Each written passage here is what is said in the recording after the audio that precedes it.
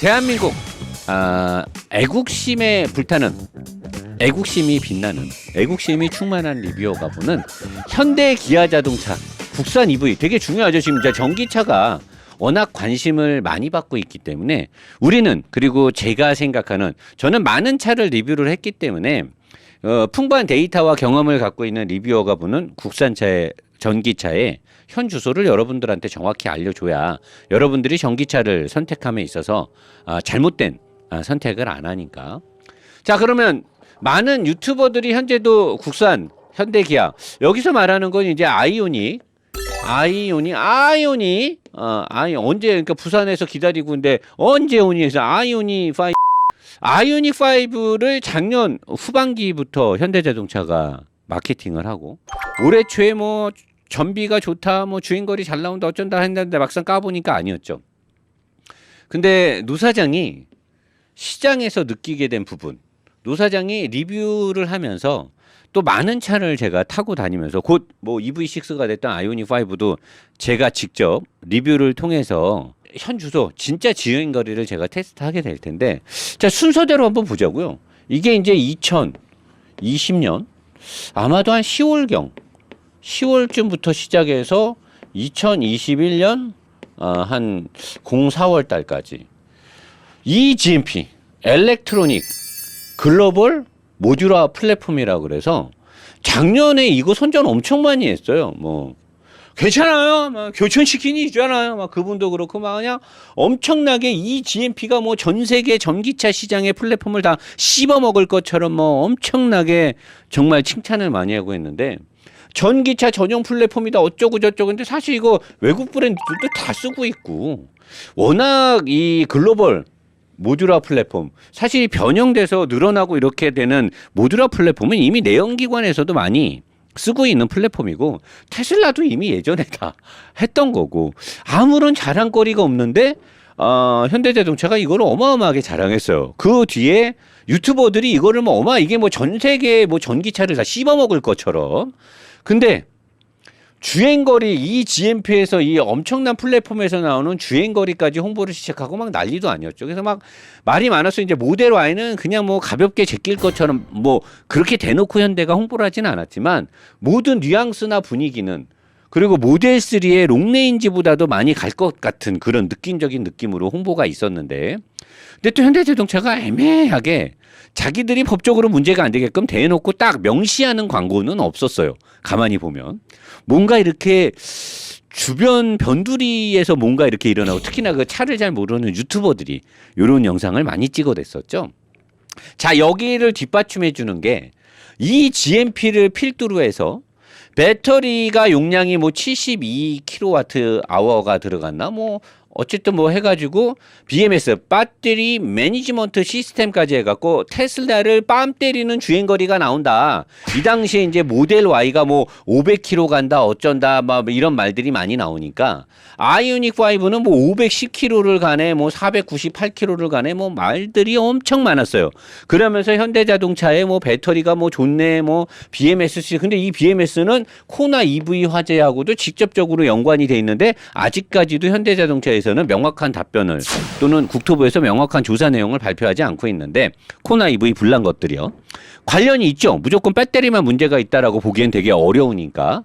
자, 그래서 테슬라 모델 Y를 뺨 때리는 주행거리가 나온다 어쩐다는데, 4월 달에 노 사장한테 뽀록이 났죠. 노 사장이 유럽에서 아이오닉 5의 실제 카탈로그 재원 WLTP 기준의 주행거리를 비교해 보니, 저게 EWD인데도 불구하고 우리가 그동안 언론이라든가 유튜버들이 떠들던 것들하고 비교했을 때 실제로 출시된, 유럽에서 출시된 차를 보니까 주행거리가 우리가 간접적으로 알게 된 정보랑은 많이 차이가 났죠.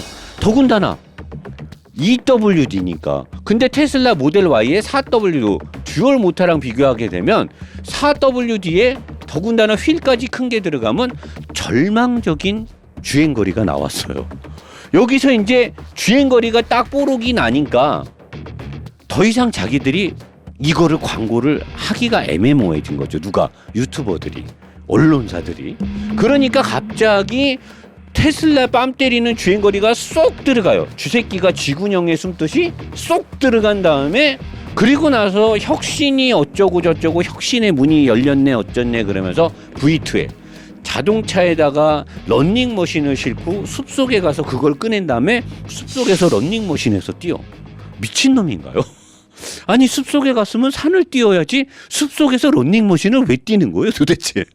V2L이 무슨 대단하네 어쩌네 막 엄청나게 광고하고 노사장이 이거는 혁신이 아니다 뛰어난 기술이 아니다 미국에 있는 차들 일본에 있는 차들 이미 10년 전부터 들어갔던 거고 이거는 옵션의 일환일 뿐 이걸 가지고 V2L이라는 옵션이라고 하죠. 옵션 추가 옵션 에디션 옵션이 들어간 거는 잘한 거예요. 근데 이 V2L은 여러 기능 중에 하나의 옵션일 뿐인 거지 혁신이라 말하면 안 된다는 거죠. 그래서 우리가 많은 사람들이 얘기를 했어요. 왜 이걸 가지고 혁신이라고 말하냐 했더니 자기는 혁신이라고 말을 하는 게 아니라 혁신의 문을 열었다라고 하면서 또 말 돌리기를 시전하자. 아주 그냥 주행거리와 플랫폼, 배터리 등 뭐 어쩌고 저쩌고 하더니 갑자기 어느 날 다들 지들끼리 모여서 병장회의를 했는지 어쨌는지 일단 전기차는 지금 구매해야 할 때가 아닌 듯한 말도 안 되는 또 어떤 막 이 언론 플레이를 하더라고. 지금이 이게 언제였냐면 올해 한 석 달 전? 석 달 전, 두 달 전쯤에 갑자기 전기차를 지금 구매할 시점이 아니다 이런 뉘앙스의 기사들도 나오고 유튜버들이 이런 말을 해. 근데 이때가 어느 시점이었냐면 보조금을 테슬라가 다 따먹었을 때요. 더 이상 보조금을 받을 수가 없는 보조금이 다 재정이 바닥난 상태니까 사람들이 현대기아차를 안 살라 그래. 전기차를 왜? 보조금이 없는 거야. 보조금을 테슬라가 다 따먹었어. 그 다음에 테슬라라든가 도요타는 반도체 수급에 큰 문제가 없었는데 현대기아는 반도체 수급에 그냥 직방으로 눈탱이를 맞아가지고 차가 안 나와. 그러니까 계약한 사람들이 차를 못 사니까 이탈을 해. 그 테슬라를 살라 그래. 나는 이제 그렇게 봤어요. 시장 상황이 그렇게 돌아가니까. 그러니까 갑자기 지금은 전기차를 살 때가 아니다. 이건 뭔 개소리야. 아니 1년 넘게 전기차 존나 자랑하더니 갑자기 지네가 팔 차가 반도체 수급 부족으로 차가 안 나오고 보조금이 테슬라가 다 따먹어 갖고 더 이상 따먹을 게 없고 이러니까 갑자기 지금은 전기차를 살 때가 아니다라는 식의 방송을 한 거예요. 그래서 내가 이씨 무슨 소비자들 데리고 말장난을 하는 것도 아니고 그래서 내가 그냥 이거 참았어. 이 역시 전기차를 살 때가 아니다. 아니죠. 전기차를 사야 되는 사람들은 전기차를 그러면 사면 되는 거였어요. 전기차를 그냥 사면 되는데 자 그러더니 갑자기 유튜버들이 우리도 가만히 있지는 않겠다. 그러더니 우리도 주행거리 잘 나온다 그러면서 비교 테스트 등을 하면서 주행거리가 아이오닉 5의 주행거리가 끝장나게 잘 나온다라고 영상을 찍어. 자 여기에 대해서는 제가 아직까지는 대놓고 말을 하기가 어려워. 왜냐? 내가 아직 아이오닉 5를 실제 전비 테스트를 못했어요. 테슬라 모델 3나 테슬라 모델 3 퍼포먼스는 제가 장거리도 가보고 원테이크로 영상에서 중간 충전 없이 쭉 여러분들한테 증명을 했단 말이야. 그리고 내가 직접 많이 타봤기 때문에 잘 알아. 근데 EV6가 현재 저한테 협찬이 돼 있죠. 아이오닉 5도 언젠가는 저한테 협찬이 되겠죠. 그럼 제가 이제 타보면 과연 이들이 말했던 주행거리가 잘 나오는 게 진짜인지 아닌지 알게 돼. 거기다가 지금 가시적으로 인사이드 evs.com이라고 해서 evs.com, 인사이드 evs.com에 가보면 많은 전기차들의 환경에 따라서 또는 속도에 따라서 옵션이나 휠 사이즈에 따라서 어떤 식으로 전비, 킬로미터가 나오는지를 자세하게 비교해주는 이 인사이드 evs.com에 들어가 보시면 엄청난 전기차에 대한 놀라운 정보들을 여러분들이 확인할 수가 있습니다. 정말 좋은 자료들이 많아요. 이거 보면 돼요. 그래서 여기에 나온 우리도 주행거리가 잘 나온다라고 말한 이 주행거리는 여기서 1차적으로 밝혀지고 있습니다. 자, 그러더니 최근에 내연기관 플랫폼을 사용한 전기차를 홍보해요. 그러면서 어떤 유튜버가 자기가 또 이걸 샀다 어쩌다 그러면서 국민들에서 자기는 뭐 현기차 편을 들어준 적이 없다 어쩌다 그러는데 자꾸만 현대자동차의 전기차를 연거푸하면서 이 내연기관 플랫폼이 끝장난지 어쩐다 그러는데 이게 되게 아이러니한 게 그럼 이건 뭐야? 전기차 전용 플랫폼은 뭐야? 작년에 올해 초에 자기네들은 전기차를 위한 전용 플랫폼을 만들었다. 여기서 엄청난 전기차가 나온다 그랬는데 갑자기 얘가 테슬라라든가 이런 브랜드한테 갑자기 씹히고 따이고 막 그러니까 이제 와서는 갑자기 내연기관 플랫폼을 활용한 전기차가 엄청나게 좋다. 그러면 이거는 왜 만든 거야? 이 GMP를 그럼 뭐하러 만들었어? 그냥 아반떼 플랫폼으로 만들고 투싼 플랫폼으로 만들고 제네시스 플랫폼으로 만들면 되잖아. 왜 작년에 1년 내내 이 GMP가 대단한 것처럼 설정을 하더니 이제 와서는 갑자기 G80 엘렉트릭 모델이 되게 좋은 플랫폼에서 나오는 어쩌고 저쩌고 그래? 그럼 뭐 하자는 거야? 응? 예전에 과거사들을 봐보세요. 중세시대 때부터 1차 세계대전, 2차 세계대전 전선의 양극화. 전선의 양극화는 패망으로 가는 지름길이에요. 아니 하나만 파도 지금 반도 못 따라가는 마당에 이 GMP는 이 GMP대로, 내연기관 플랫폼은 내연기관 플랫폼대로, 여기에 하이브리드 병렬 시스템에 지금 내연기관차들 엔진 빵빵 문제 터지고 도대체 노선을 확실히 정하라니까. 선택과 집중. 그리고 전기차 플랫폼을 활용해서 뭘 홍보를 하기 전에 코나 EV 화재에 관련된 보상이라든가 리콜이라든가 사고 원인, 화재 원인에 대해서 완벽하게 밝혀줘야죠. 아직까지 이게 밝혀지지 않고 있잖아요. 자, 인사이드 EVS.com에 들어가시면 여러분 정확하게 인사이드입니다. 인사이드 EVS.com에 들어가시면 전기차에 관련된 좋은 정보들을, 영어 어렵지 않아요. 번역기 돌려도 되고요. 되게 쉽게 여러분들이 알 수가 있는데, 여기서 이분이 한 거 중에 아우디 이트론 40 모델하고 아이오닉 5 올휠 드라이브 모델, 폭스바겐 ID4 올휠 드라이브. 근데 얘가 불리하게 휠이 얘가 더 큰 걸 끼고 있더라고요. 90km로 항속을 했을 때 주행거리. 요거는 자기들이 선전했던 것과 그렇게 큰 차이가 안 나요. 그러니까 제조회사들이 전비를 표시할 때 가장 주행거리가 많이 나올 수 있는 환경에서 테스트를 하는 것 같아요.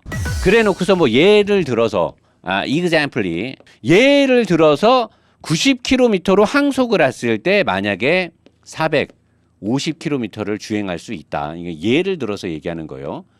엑서사이즈라고 해야 되는구나. 예를 들어서 450km를 간다라고 한다. 근데 대부분 제조사들이 이렇게 가장 최적의 조건에서 가장 멀리 갈 수 있는 주행거리를 자기네 차의 전비라고 써놔요. 근데 모든 운전자들이 전기차를 탈 때 최적의 온도와 최적의 도로 조건에서 최적의 항속을 걸고 움직이진 않죠. 가속도 하고 덥고 춥고 온도 변화에 다양한 환경에서 하기 때문에 이 최적의 주행 환경에서 제일 많이 나오는 키로수가 나오기가 굉장히 어려워요. 자, 근데 만약에 120km로 항속을 하게 되면 얘네 같은 경우 아우디 이트론, 이건 여러분들이 가서 인사이드 EVS.com에 가서 보면 되는데, 이렇게 가면 한 360km 정도가 나올 거예요. 그러면 편차가 생기죠. 아니 450km를 간다더니 왜 360km밖에 못 가? 다양한 환경이나 조금만, 우리가 보통 고속도로 달리면 110km 고속도로에서 가속하고 뭐하고 하면 보통 120 정도로 달린다고 볼 수 있기 때문에 그러면 주행거리가 확 줄어들어요. 근데 이 아이오닉 5 같은 경우는 최적의 환경에서의 주행거리하고 다양한 환경이라든가 120km per hour 이 약간 고속으로 다녔을 때 이 주행거리의 이 편차가 1등입니다. 제일 커요. 어마어마하게 다양한 환경이나 120km 정도의 살짝 고속으로 달리게 되면 주행거리가 너무나 짧게 나와요. 진짜 민망할 정도로 짧게 나와요. 그랬다는 건, 그러면 다른 회사들도 짧게 나오면 원래 이런 환경에서는 주행거리가 안 나옵니다 하면 끝나는 건데, 얘네들도 얘랑 비슷하게 나오고 테슬라는 얘네들보다도 훨씬 잘 나와요. 그러면 왜 현대자동차의 전기차는 최적의 환경에서는 목표치가 나오는데 다양한 환경이나 아니면 약간 고속으로 달리면 왜 주행거리가 유독 안 나오냐 이거지. 그러면 여기서 말했던 우리도 주행거리가 잘 나와요는 아마도 예측컨대 최고의 환경에서 누가 이 최고의 환경인지를 누가 알려줬겠죠? 이 실험을 한 유튜버들한테 최적의 환경을 알려줬을 거예요. 그 환경에서 테스트를 해라. 그러면 이 주행거리가 나오는 거예요. 원래 재원에 있던 그 주행거리가. 근데 사실 모든 소비자나 운전자는 최적의 환경에서는 주행을 못 한다는 거죠. 여러 환경이라든가 고속주행이 반드시 들어가요. 그랬을 때 1등. 이러면 역시 휴다이. 자, 노 사장이 보는 국산 EV. 첫 번째로 노 사장이 제일 중요시하는 게 배터리의 물량 확보가 잘 돼 있느냐. SK가 됐던 삼성이 됐던 아니면 LG가 됐던 과연 그들하고 배터리의 수급 문제가 원활하게 계약이 잘 돼 있고 배터리를 잘 받을 수 있는 최적의 환경과 조건이 갖춰졌느냐. 이런 것들이 뭐 뉴스나 언론에서는 뭐 현대자동차가 삼성하고 뭐 배터리 계약 체결했는 어쩌냐는데 몇 대를 몇 킬로 몇 기가와트를 어떻게 받겠다 언제까지 이런 것들은 내용이 공지가 안 되죠. 배터리가 정말 원활하게 공급. 왜 폭스바겐이 왜 벤츠가 천문학적인 돈을 들여서 배터리 자체 공장 설비를 갖추고 있겠습니까? 배터리의 확보가 있고로 생산량과 직결이 되기 때문인데 아직까지 저는 현대기아자동차가 전기차 EV에 들어가는 그 2천만 원짜리 3천만 원짜리 배터리가 확실하게 공급된다는 그런 기사를 본 적은 없어요. 일단은 배터리에 이거는 근데 제가 사업적인 부분이기 때문에 제가 뭐라고 할 거는 아닌 것 같고, 자 여기에 보면 주행거리 다양한 환경에서 주행거리 편차가 나요. 가속력이라든가 여러 가지 차이가 날 때 아직까지 우리나라 사람들이 잘 모르는 이 감속기 전기체는요 배터리에서 이 배터리를 관리해주는 BMS를 통해서 그리고 모터로 가서 차가 굴러가는데 모터를 가기 전에 모터에 와서 바퀴로 갈 때 감속기를 통해서 나가요. 이 감속기가 아무것도 아닌 단순한 장비가 아니라는 거죠. 엄청난 기술이 집약돼야 되는 건데 저는 사실 우리나라 전기차가 이 감속기의 기술이 부족하다고 봐요. 근데 제가 여러분들한테 이 감속기에 대한 거를 낱낱이 알려주고 싶은데 우리나라 차에 들어가 있는 감속기에 대한 정보가 그렇게 많이 오픈이 안 돼 있습니다. 그리고 테슬라에 들어가 있는 모터, 테슬라는 모터 방식도 약간 다르죠. 이 모터와 감속기의 기술이 있고로 다양한 환경에서의 주행성에 큰 영향을 미치는 고기술 집약적인 부품들에 우리가 생각하기에 단순하게 그냥 전기 모터는 똑같은 거 아니냐? 감속기 그냥 기어만 감속기 아니에요. 엄청난 기술을 필요로 하는데 엄청난 노하우와 많은 특허들이 걸려 있어요. 근데 이 두 가지가 현대기아차가 혹시 기술이 부족한 거 아니냐라는 의심을 노 사장은 하고 있어요. 그랬기 때문에 주행거리 편차가 많이 나는 거죠.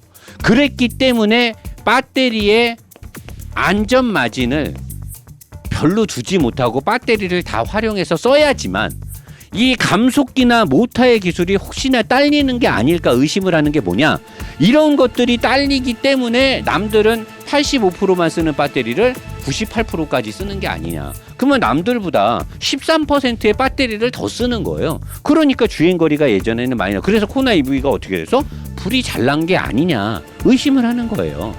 자율주행은 제가 봤을 때는 우리나라가 개발해서 가기에는 나는 너무나 험난한 길이라 내가 봤을 때는 머지않은 향후 한 5년 10년 안에 테슬라의 자율주행 팩을 아마도 현대기아자동차는 또는 다른 브랜드들도 마찬가지인데 구매해서 쓰지 않을까라는 생각이 듭니다. 이 자율주행. 그러니까 이 두 가지도 현재 없는 거죠.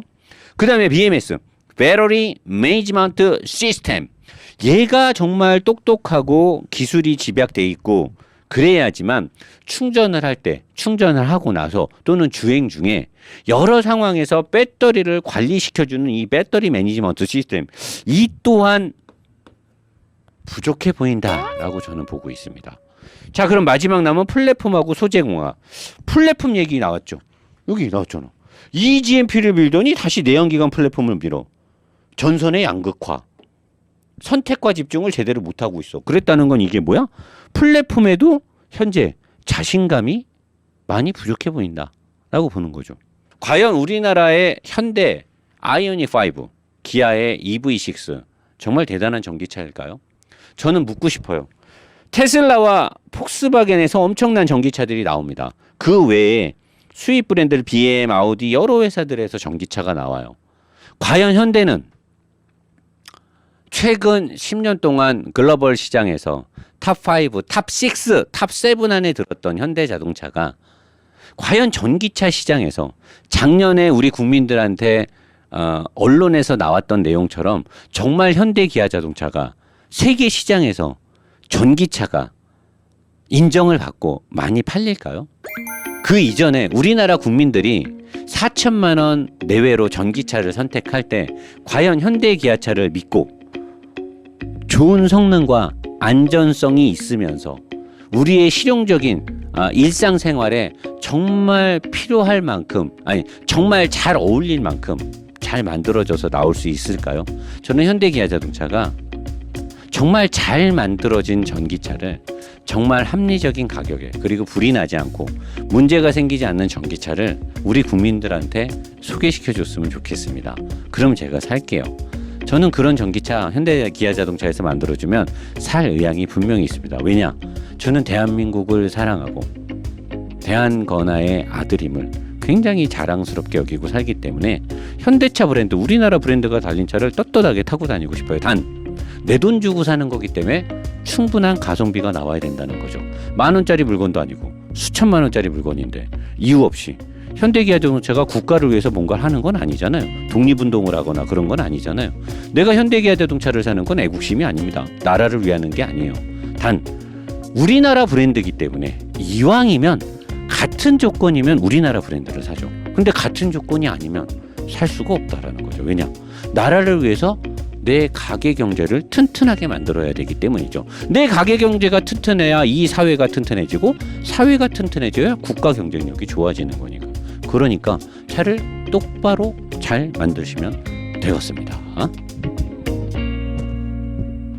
자, 이번에 제가 들고 나온 이 제품, 우리 노보스몰에서는 약간 생소한 화장품입니다. 제가 원래 화장품은 주력으로 잘 안 하는데 아마 이 방송 제 거 채널 보시는 여러분들은 잘 알 거예요. 제가 저번 주 금요일부터 아마 제 몸에다 우리 또 민성 PD가 직접 우리 박 PD가 같이 임상 실험에 참여를 했죠. 자, 요거 뺑땅 화장품에서 나온 건데 사람들은 이 미스트 같은 거는 여자분들이 피부가 건조할 때 뿌린다라고 생각하잖아요. 하지만 여기에는 미국에서 신비의 광물질이라고 뭐 일라이트가 어쩌고 저쩌는데 그런 거는 여러분들이 그냥 찾아보시면 되고 저는 그런 건 다 필요 없고 내가 실험하고 내가 느낀 것만. 요새 노사장 피부 좀 좋아 보이지 않습니까? 자, 미스트는 여자분들이 건조할 때만 뿌린다? 아니에요. 클리어러스 토너 이 제품은요, 제가 쭉 써보니까 처음에 이걸 소개해 주신 대표님이 저한테 말하기를 노사님 스킨 못 씁니까? 로션 못 씁니까? 근데 스킨 로션 필요 없습니다. 세수하고 나서 이거 뿌리잖아요. 얘가 좋은 게 뭐냐면 지금 같은 여름철 뭐 코로나19 바이러스로 뭐 위험이 어쩌고 미세먼지가 많고 약산성을 유지시켜주면서 얘를 뿌려놓으면요 저녁까지 피부의 이 탱탱함과 약간 뽀송뽀송하면서 개기름을 억제시켜주는데 가장 희소식 얼굴에 개기름이 줄줄 흐르는 우리 브라더들, 그리고 이 스포티지를 보고 멋을 부리고 싶은 우리 젊은 친구들, 그리고 지성 때문에 피부 트러블 때문에 고민이 많은 여자분들, 아니 뭐 만병통치약이냐 그런데 맞아요. 이거는 아이부터 어른, 그 다음에 노인분들, 그리고 여자분들, 남성분 모두가 쓸 수 있는 건데 이 일라이트 성분 자체가 약산성을 유지시켜주면서 굉장히 뽀송뽀송하면서 이 피부의 나쁜 노폐물들을 분해시켜주는 작용을 해요. 제가 직접 해보니까 저 지금 로션, 스킨 다 필요 없고요. 아침에 여러분 뿌리세요. 그리고 갖고 다니면서 여자분들은 건조할 때 뿌리는데 얘는 사실 지금 같은 여름철에 개기름, 지성 피부를 걱정이신 분들 중간에 한 번만 더 뿌려주세요.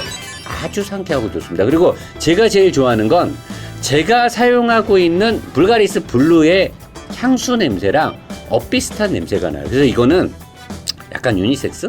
여자 거라고 하기에도 뭐하고 남자 거라고 하기에도 뭐하고 그래서 잘 팔리나 봐요. 남녀노소 누구나 쓸 수 있는 건데 한 가지 흠은 가격이었습니다. 34,000원에 뭐 인터넷 뒤져보면 약간 할인해서 29,000원 이게 다예요. 근데 남자들이 누가 이런 거를 29,000원 주고 삽니까? 그리고 와이프분이나 여자친구분한테 눈치 보이시잖아요. 노사장이 또 해냈습니다. 300세트만 할 건데요. 1 플러스 1을 29,000원에 드릴게요. 하나는 너도 네가 쓰면 되는 거고, 하나는 나도 내가 쓰면 되는 거죠. 두 개를 사서 여자친구분을 주던, 어머님을 드리던, 아버님을 드리던, 또는 와이프분을 주세요. 그리고 하나는 브라더가 갖고 다니면 됩니다.